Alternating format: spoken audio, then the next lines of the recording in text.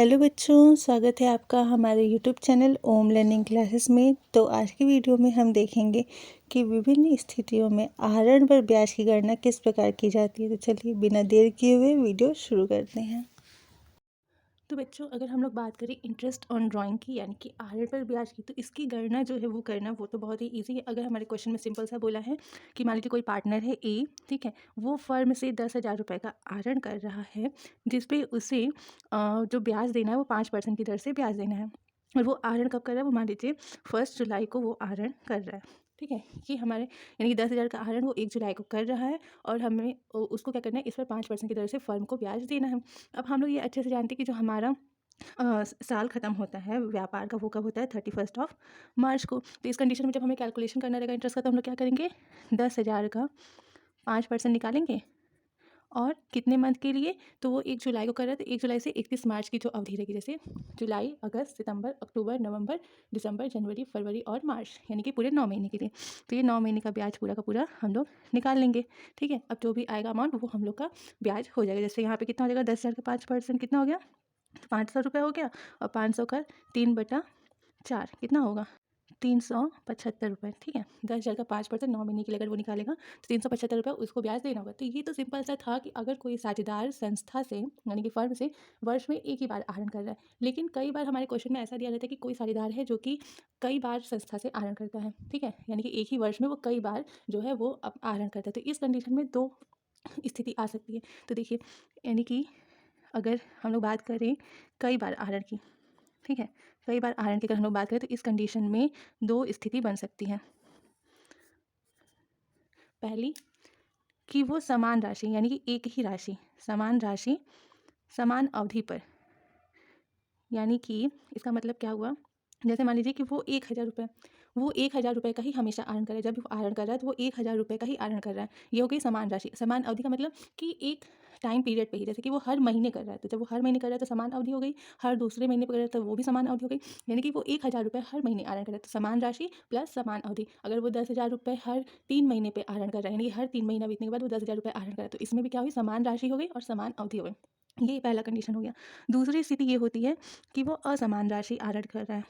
असमान राशि यानी कि कभी 1,000 रुपये, कभी 500 रुपये, कभी 10,000, कभी 20,000, वो ऐसे आहरण कर रहा है, और प्लस असमान अवधि में, यानी कि कोई टाइम उसका फिक्स नहीं, वो किसी भी टाइम आहरण कर लेता है। कभी 1 जुलाई को करता है, कभी 10 फरवरी को करता है, कभी 1 सितंबर को करता है, तो वो किसी भी टाइम पे कर लेता है। उसका कोई टाइम का जो गैपिंग है, जो ड्यूरेशन है, वो फिक्स नहीं है।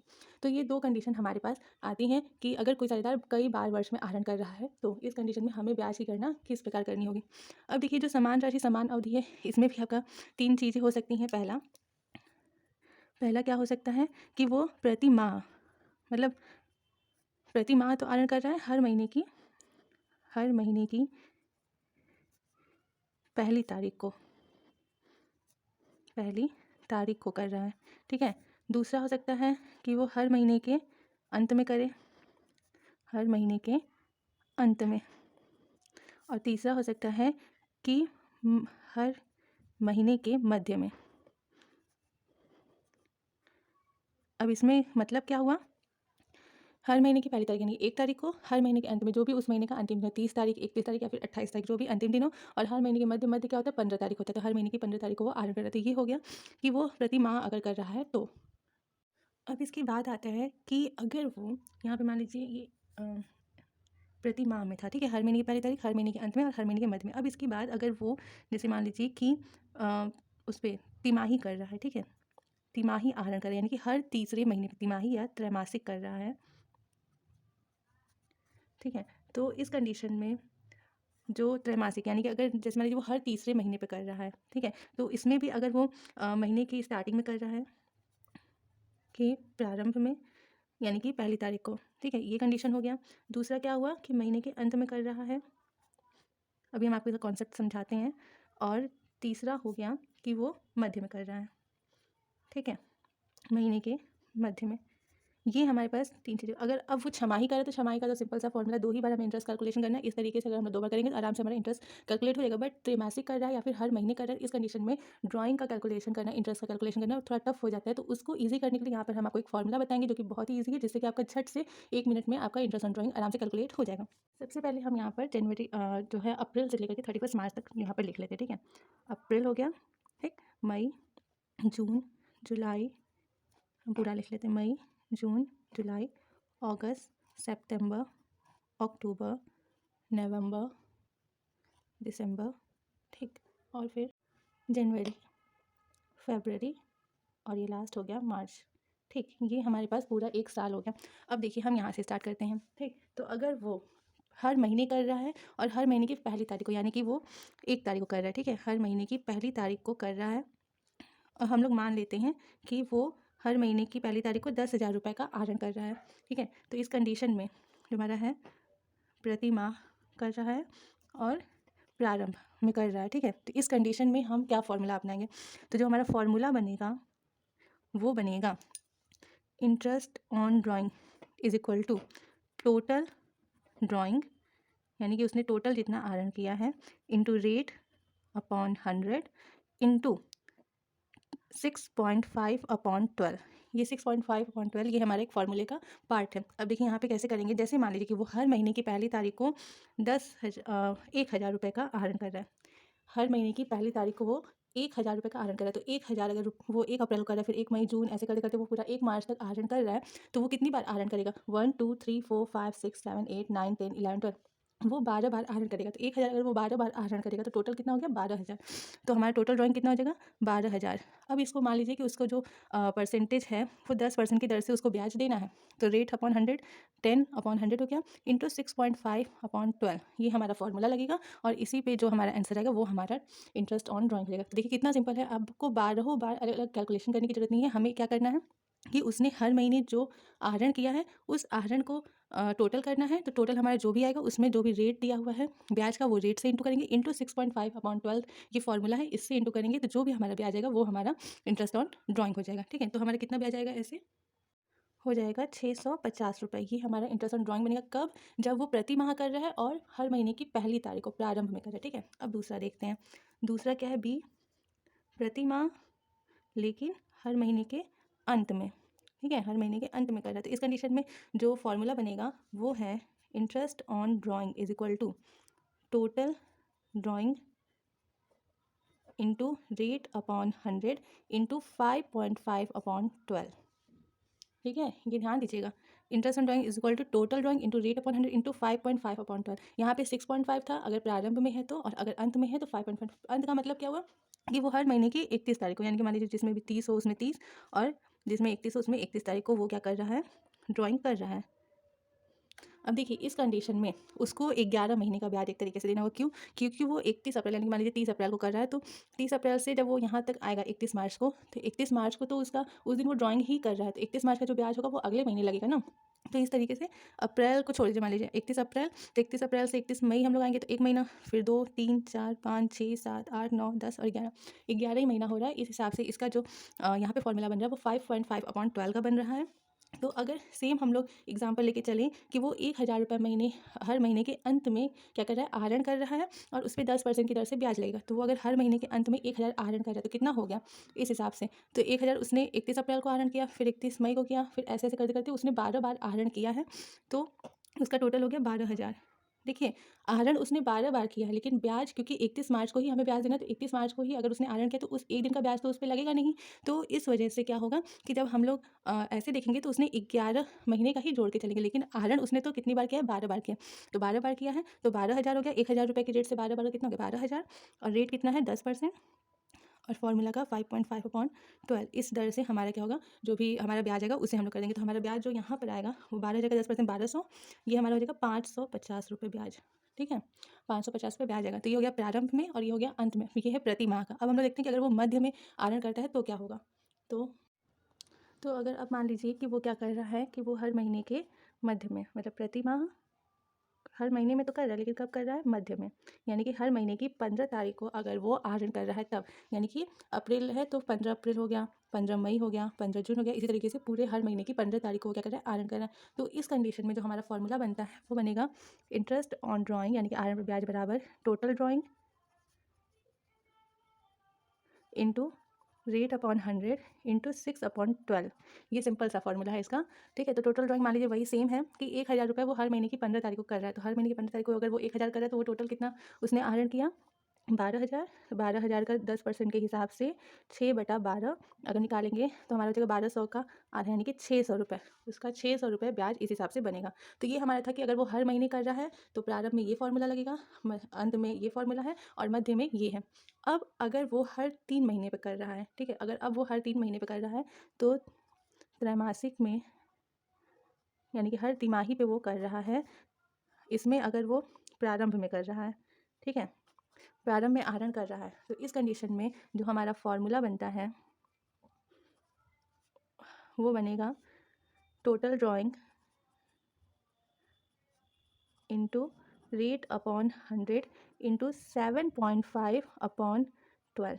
ये हमारा अगर वो हर महीने हर 3 महीने के, जैसे देखिए ये अप्रैल मई जून, ये जून 3 महीना हो गया, फिर इसको 3 भाग में बांटिए, फिर यहाँ पे 3 भाग, तो देखिए ये 4 पार्ट में बटा, 1 2 3 और ये लास्ट चौथा पार्ट, ठीक है। ये इस तरीके से बटा 4 पार्ट में 3-3 महीने के गैप में। तो अगर वो मान लीजिए त्रैमासिक वो आहरण कर रहा है, लेकिन जैसे उसने पहली बार आहरण कब किया? 1 अप्रैल को किया, उसके बाद उसने 1 जुलाई को किया, उसके बाद उसने 1 अक्टूबर को और उसके बाद उसने 1 जनवरी को किया। ये उसने 4 बार आहरण किया और देखिए हर महीने की पहली तारीख को किया है।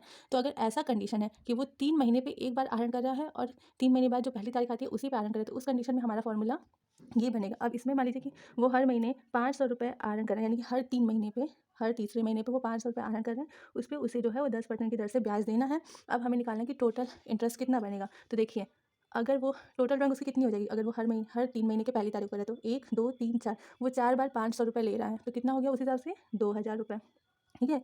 4 बार उसने 500 रुपये निकाले तो उसका टोटल हो गया 2000 रुपये। 2000 का 10% के हिसाब से निकालेंगे और ये कितना हो गया? 7.5/12, ये फॉर्मूले का हिस्सा है। तो ये हो गया। अब इस हिसाब से उसका ब्याज कितना बनेगा? 125 रुपये, ये इसका टोटल ब्याज आएगा। देखिए ध्यान दीजिएगा कि यहाँ पे सिर्फ अगर प्रति माह के प्रारंभ में तो 6.5 लगेगा और हर 3 महीने के प्रारंभ में है तो 7.5 ये रहेगा। अब अगर मध्य में है, सॉरी पहले अंत में कर लेते हैं कि हर 3 महीने के अंत में अगर वो कर रहा है, तो यानी कि अगर वो हर 3 महीने के अंत में, जैसे कि वो 30 जून को कर रहा है, फिर वो 30 सितंबर को कर रहा है, फिर वो 31 दिसंबर को कर रहा है और फिर वो 31 मार्च को कर रहा है, ठीक है। तो इस हिसाब से भी उसका कितना हुआ? 1 2 3 और 4, इस हिसाब से वो उसने क्या किया? 4 बार ही उसका आहरण हुआ है। तो इस कंडीशन में जो हमारा फॉर्मूला बनेगा वो बनेगा interest on drawing is equal to total drawing into rate upon 100 into 4.5/12, ये इसका फॉर्मूला हो गया। अब सेम वही मान लीजिए कि अगर वो 500 रुपये हर 3 महीने के अंत में, यानी कि 30 जून को, 30 सितंबर को, 31 दिसंबर को और 31 मार्च को अगर वो निकाले तो 4 बार निकाला, तो सेम हमारा कितना हो गया? 2000 रुपये हो गया। रेट आपका 10% ही है और फॉर्मूले के हिसाब से 4.5/12 ये हो जाएगा। अब इस हिसाब से हमारा ब्याज कितना हो गया? तो 2000 का 10% 200 में 4.5/12 से इंटू करेंगे तो हमारा ब्याज आ जाएगा 75 रुपीज़। हाँ 75 रुपीज़ हमारा ये ब्याज रहेगा। तो ये तो हो गया अंत में, ठीक है। और लास्ट हमारा बचा है कि अगर वो हर 3 महीने के मध्य में अगर वो कर रहा है, यानी कि वो क्या कर रहा है? हर 3 महीने के मध्य में का आपका मतलब, इसका मतलब क्या हुआ कि वो, जैसे मान लीजिए कि उसने 15 अप्रैल को किया, फिर उसके बाद जैसे ये 15 अप्रैल हो गया, फिर 15 अप्रैल के बाद उसने 15 जुलाई को किया, फिर उसके बाद उसने 15 अक्टूबर को और लास्ट उसने 15 जनवरी को किया। तो देखिए मध्य है ना, महीने का मध्य क्या है? 15 अप्रैल। तो 15 अप्रैल से 15 जुलाई क्या हो गया? 3 महीना। फिर 15 जुलाई से 15 अक्टूबर 3 महीना, फिर 15 अक्टूबर से 15 जनवरी 3 महीना, ठीक है। तो इस तरीके से उसने क्या किया? 1 2 3 और ये 4, ये उसने 4 बार 15 तारीख को क्या किया? आहरण किया। तो ये हो गया कि वो 3 महीने के अंतर पे कर रहा है, लेकिन वो महीने के मध्य में कर रहा है, ठीक है। तो इस कंडीशन में जो फॉर्मूला है वो सेम, ये जो फॉर्मूला हमारे प्रति माह में था, सेम वही फॉर्मूला यहाँ पर भी लगेगा। तो interest on drawing is equal to total drawing into rate upon 100 और इंटू 6/12, ठीक है। ये सिंपल सा फॉर्मूला है। इस हिसाब से अगर वो 500 रुपये हर 15 तारीख को कर रहा है 3 महीने के अंतर पे, तो क्या हो जाएगा यहाँ पे? 2000 तो इस बार भी होगा, क्योंकि 500 के हिसाब से 4 बार अगर वो कर रहा है तो 2000, उसका रेट है 10% और ये 6/12। इस हिसाब से आपका जो ब्याज है वो कितना हो जाएगा, 2000 का 10% और 6 महीने के लिए तो हो गया 100 रुपये। ये आपका 100 रुपये ब्याज आ गया। तो ये सिंपल सा फॉर्मूला था कि अगर प्रति माह है तो आप यहाँ पर सिंपल सा लिख लीजिए, आपका हो जाएगा 6.5/12 का फॉर्मूला लगेगा। अंत में है तो 5.5/12 का फॉर्मूला लगेगा। मध्य में है तो 6/12।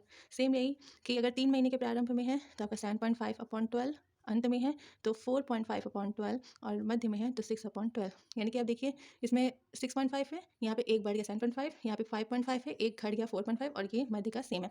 ये हमारा फॉर्मूला हो गया अगर हमारी राशि जो है वो समान है और समान अवधि पे आहरण हो रहा है तो।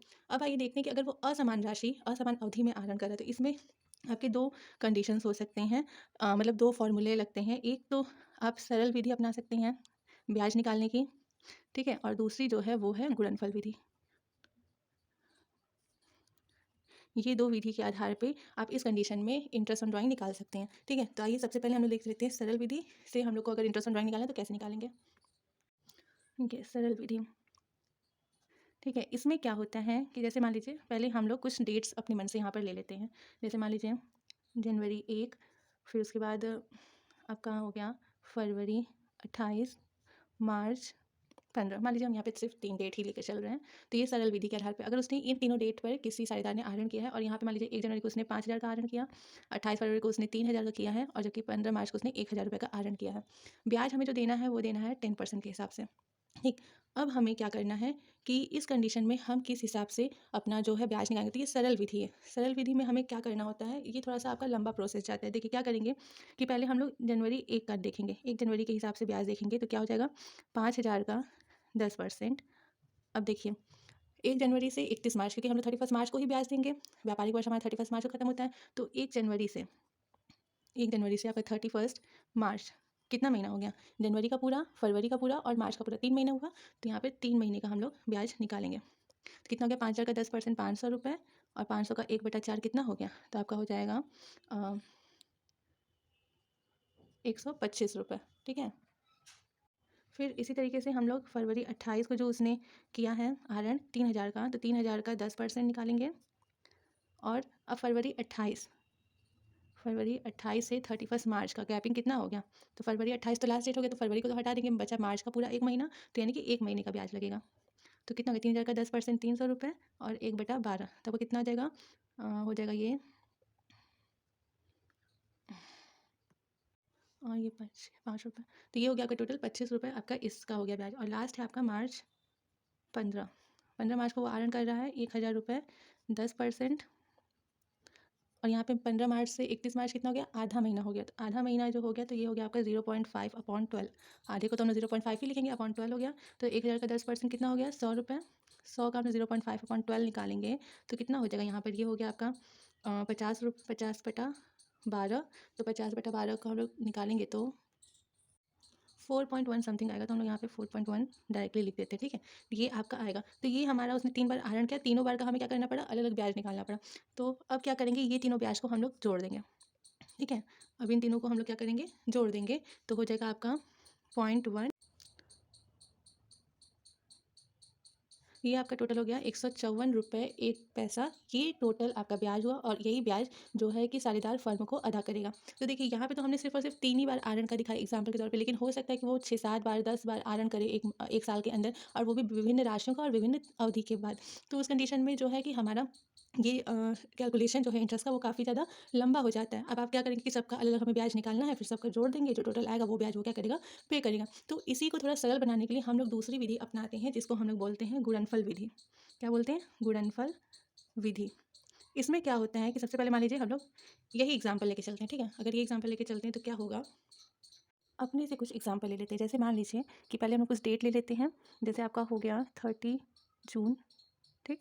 फिर आपका हो गया 1 अगस्त, फिर 28 सितंबर, नहीं 28 नहीं लेंगे, यहाँ पर मान लीजिए 30 सितंबर, जो हर महीने का लास्ट या फर्स्ट डेट होता है वो 30 सितंबर ले लिए।